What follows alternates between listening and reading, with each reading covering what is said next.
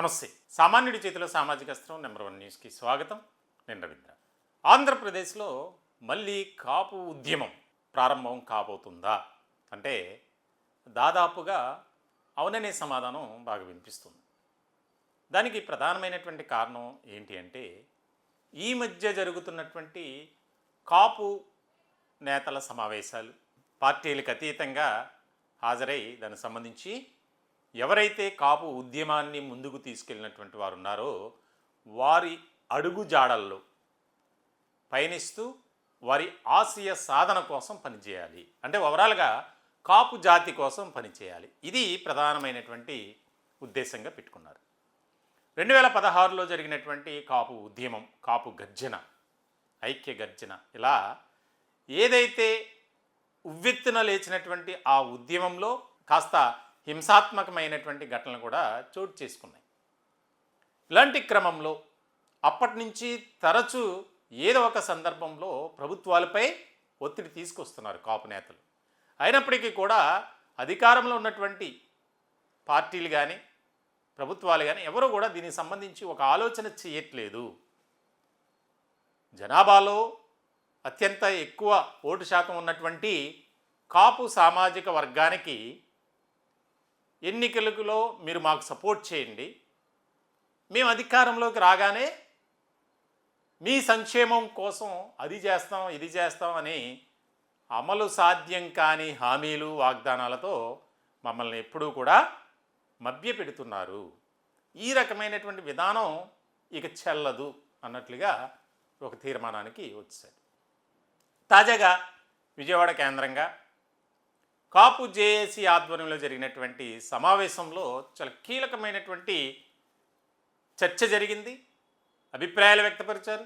చివరిగా కొన్ని ముఖ్యమైనటువంటి తీర్మానం, ఏదైతే కాపు జాతి కోసం పనిచేసినటువంటి వారు ఉన్నారో కృష్ణదేవరాయలు కావచ్చు, అలాగే వంగవీటి మోహనరంగ కావచ్చు, ముద్రగడ పద్మనాభం, మిరియాల వెంకట్రావు, వీరి విగ్రహాలను అమరావతిలో ఏర్పాటు చేయాలి. అలాగే ఏదో ఒక జిల్లాకు ముఖ్యమైనటువంటి వ్యక్తుల పేర్లు పెట్టాలి. మరి ముఖ్యంగా కాపు కార్పొరేషన్ ద్వారా విద్యా దీవెన పథకాన్ని మళ్ళీ పునఃప్రారంభించాలి. ఏదైతే మంజునాథ్ కమిషన్ ఉందో ఆ సమయంలో ఆ కమిషన్ సభ్యులు ఇచ్చినటువంటి గైడ్లైన్స్, సిఫారసు ఉందో దానికి సంబంధించి ప్రభుత్వం సానుకూలమైనటువంటి విధానంతో ఆలోచన చేసి దాన్ని ఆ రిజర్వేషన్లను అమలు చేయాలి. కాపు సంక్షేమం కోసం పెద్ద ఎత్తున ప్రభుత్వాలు ఫోకస్ పెట్టాలి. ఎన్నో సమస్యలను ఎదుర్కొంటున్నాం, అయినప్పటికీ కూడా ఈ ప్రభుత్వాలు పట్టించుకోవట్లేదు. ఇక తాడో పేడో తేల్చుకునేటువంటి సమయం దగ్గర పడింది. 2016లో అలా, 2026లో ఎలా అనే దాని మీద ఒక రకమైనటువంటి ఉద్యమ కార్యాచరణ సిద్ధం చేస్తున్నట్లు తెలుస్తుంది. దీనికి సంబంధించి విజయవాడలో జరిగినటువంటి సమావేశంలో చాలా వారి ఆవేదన పూరితమైనటువంటి మాటలు, ఏదైతే మాకు అన్యాయం జరుగుతుంది, మాకు ఎందుకు ఈ విధంగా చేస్తున్నారు, మమ్మల్ని ఎందుకు నిర్లక్ష్యం చేస్తున్నారు, కనీసం మా సమస్యలపై ఫోకస్ ఎందుకు పెట్టడం లేదు, మేమేం పాపం చేశాం, ఎన్నికలకు ముందు మీరు ఇచ్చినటువంటి హామీలేంటి, వాగ్దానాలేంటి, మరెందుకు మమ్మల్ని కేవలం మీ అవసరం తీరాక టిష్యూ పేపర్లై చూస్తున్నారు, కనీసం మీరిచ్చినటువంటి మాటను నిలబెట్టుకోవట్లా, అంటే మేమేమీ చేయలేనటువంటి పరిస్థితుల్లో ఉన్నామనుకుంటున్నారా? మేము ఆ పరిస్థితి కాదు. ఇప్పటివరకు సమయం ఇచ్చాం. మా పెద్దలు స్వర్గీయ వంగవీటి మోహనరంగ గారు కావచ్చు, స్వర్గీయ ముద్రగడ పద్మనాభం గారు కావచ్చు, స్వర్గీయ మిరియాల వెంకట్రావు గారు కావచ్చు, ఇలా ఎంతోమందిని మేము పోగొట్టుకున్నాం.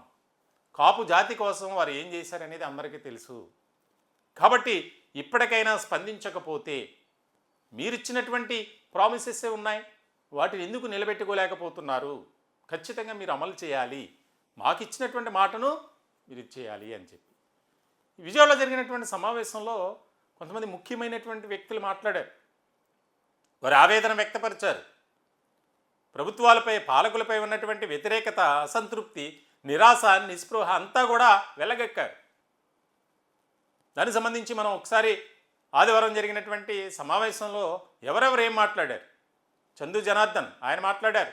అలాగే కాపు నేతలు చాలామంది మాట్లాడారు. నెంబర్ 1 మీడియా సంస్థల అధినేత మంచాల సాయి సుధాకర్ నాయుడు ఆయన కూడా మాట్లాడారు. వీరిలో గాళ్ళ సుబ్రహ్మణ్యం, అలాగే మంచాల సాయి సుధాకర్ నాయుడు గారు కొంతమంది మాట్లాడినటువంటి మనం ఏం మాట్లాడారు, వారు ఏ రకమైనటువంటి ఆవేదనను వ్యక్తపరిచారనేది చూసే ప్రయత్నం చేద్దాం. కొద్దిగా హెల్త్ బాగాలేదు కాబట్టి కూర్చొని మాట్లాడే పరిస్థితి.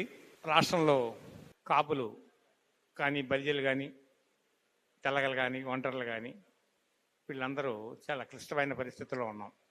అంటే మనం రాజకీయాలు కానీ పరిస్థితులు కానీ అబ్జర్వ్ చేస్తే మనకి ఈ వేరియేషన్ అనేది అర్థమైంది. మొట్టమొదటిసారి కాపునాడు కానీ, కాపు జేఏసీ కానీ రాజకీయ నిర్ణయాలు, రాజకీయ పార్టీలకి అనుగుణంగానే రాజకీయ నిర్ణయాలు కాకుండా కాపు సమస్యల మీద ఒక సమావేశం ఏర్పాటు చేసుకోవాలని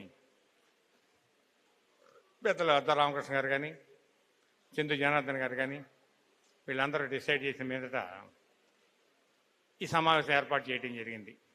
మనం తప్పనిసరిగా 2-3 విషయాలు మాట్లాడుకోవాలి. రావి శ్రీనివాస్ గారు మాట్లాడినప్పుడు బీసీలకు సంబంధించిన రిజర్వేషన్ అంశంలో మనం మొదటి నుంచి ఎటువంటి ఇబ్బందులు ఎదుర్కొన్నాం అనేది చాలా డీటెయిల్గా చెప్పారు. సుధాకర్ అన్న మాట్లాడే అంశంలో రాజకీయ జోక్యానికి సంబంధించిన అంశం మాట్లాడారు. అదేవిధంగా నవనీతం సాంశీరావు అన్న మాట్లాడే అంశంలో మరో కోణం మాట్లాడారు. మనం ఈరోజు సమావేశం పెట్టుకుంది కాపు, తెలగ, బలిజ, ఒంటరి యొక్క సమస్యల మీద. ఏదైతే ఎన్నికల హామీ మేరకు గతంలో కూటమి ప్రభుత్వం ఎన్నికల హామీ ఇచ్చిందో ఆ హామీలకు సంబంధించి అంశం మనం మాట్లాడుకోవాలని. జోహార్ ముద్రగడ పద్మనాభం గారు ఈ మంచి మీటింగ్ ఏర్పాటు చేసింది. మన వాళ్ళు ఏంటంటే ఎక్కడెక్కడి నుంచో వచ్చారు, మీ అందరూ అన్ని జిల్లాల నుంచి. ఇది లైవ్ కూడా వస్తుంది మన ఛానల్లో ఉదయం 10 గంటల నుంచి కూడా.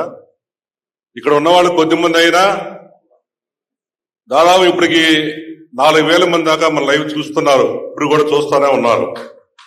రాష్ట్రం అంతా లక్షల మంది చూస్తున్నారు. ఏంటంటే కాపు జాతి మళ్ళీ ఐక్యం అవుతుందా, రాష్ట్రంలో మళ్ళీ ఏం జరుగుతుంది, ఇక్కడ పార్టీలకు అతీతంగా, వర్గాలకు అతీతంగా అందరూ ఎందుకు కలుస్తున్నారు అనేది లైవ్ లో అందరూ గమనిస్తున్నారు. మనమే ప్రేమతో కాదు, మన వాళ్ళకంటే ఎక్కువ వేరే వాడు చూస్తుంటారు. ఎందుకంటే ఆనాడు తుని ఉద్యమం లక్షలాది మంది ఏ రకంగా వచ్చారంటే, ఒక్క రూపాయి ఖర్చు లేకుండా కదిలి వచ్చారంటే మీలాంటి వాళ్ళందరూ పోయి మన సమస్యల మీద చెప్పబట్టే మన జాతి అంతా కలిసిందని మీ అందరూ కూడా హృదయపూర్వకంగా ధన్యవాదాలు తెలియజేస్తున్నాం. మొట్టమొదటిగా ఇక్కడ ఉన్న వాళ్ళందరూ కూడా గాళ్ళ సుబ్రహ్మణ్యం గారు పెద్ద ఆయన ఎప్పటి నుంచో వదలకుండా పనిచేస్తున్నాడు మిర్యాల వెంకటరావు గారి దగ్గర నుంచి.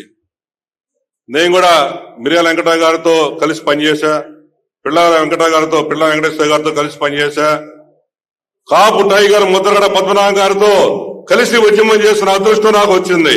అదండి పరిస్థితి. అంటే అందరూ కూడా ఏదైతే కాపు సామాజిక వర్గానికి సంబంధించి ఆయా వేదికల ద్వారా కార్యక్రమాలు నిర్వహిస్తున్నారు. రాష్ట్ర వ్యాప్తంగా ఎన్నో అసోసియేషన్లు, యూనియన్లు ఉన్నాయి.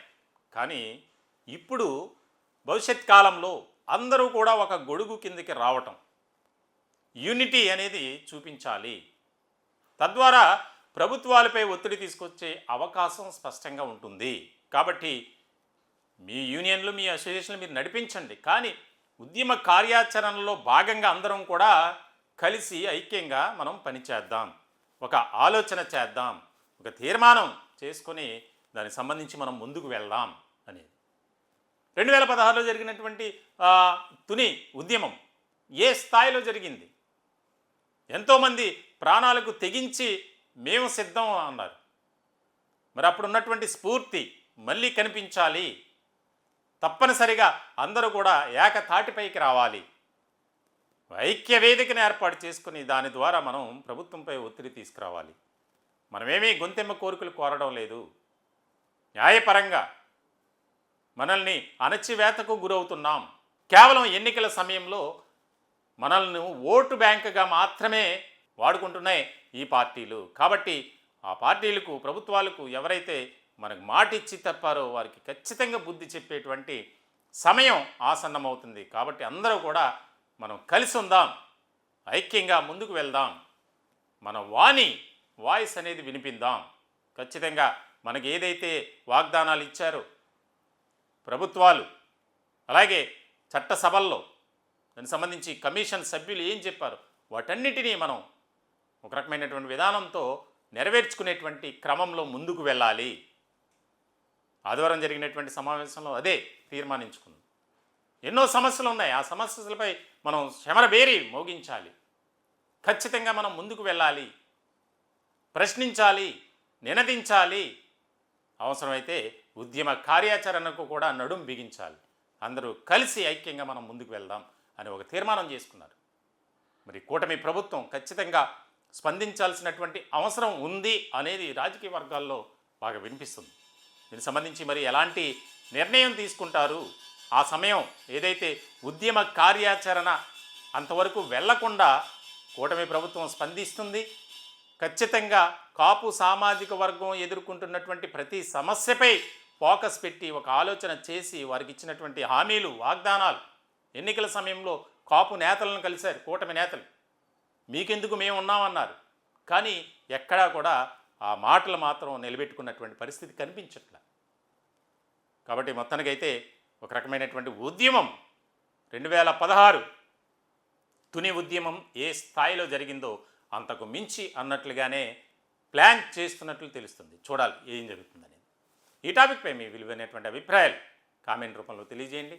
దయచేసి మా ఛానల్ని సబ్స్క్రైబ్ చేసుకోండి. Thank you.